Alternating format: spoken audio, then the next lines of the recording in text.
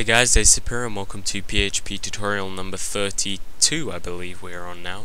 In this tutorial we're going to be looking at the final conditional. I know last tutorial I said we looked at all the conditionals, but I didn't want it to be too long, and this conditional is a bit more of a major conditional, so I thought it would be better to put it in its own lesson.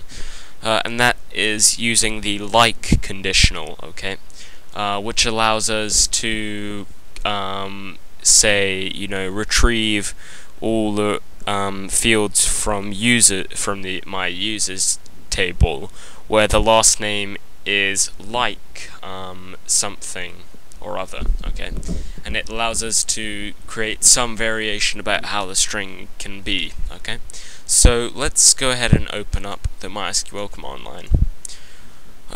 You should know what to do by now if that doesn't work, again, I'll say. And now we're just going to use the data database. And again, I'm just going to describe the users. Okay, and I know last time it would look really horrible because I was retrieving all the records from the database, but this time I'm going to only retrieve one row. So it makes it smaller, okay? Now, before I start, I just need to do one thing. Here we go. Go into localhost, then go to PHP myadmin. Then I'm going to insert one more row into my table.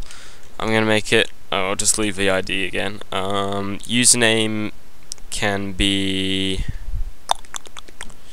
hello 15,000, 14,000 rather, hello 13,000, email hello 15.com, first name who's that, and last name I'm gonna make Fenton's, okay? That's the only one I actually really care about in this case. So if I go browse here, you can see we have three records with roughly the same name. So we got one called Fenton, another one called Fenton, and the third one called Fentons. Now I'm just going to modify one of these actually as well. I'm going to make it Genton. Okay. Now, what if I want to retrieve all three of these records? Okay, I'd have to say retrieve all the fields where the last name is equal to Fenton, or last name is equal to Genton, or last name is equal to Fentons.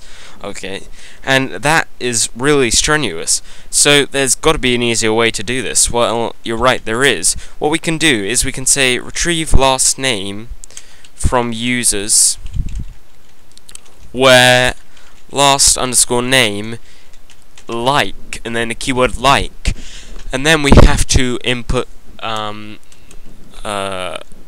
formatted string.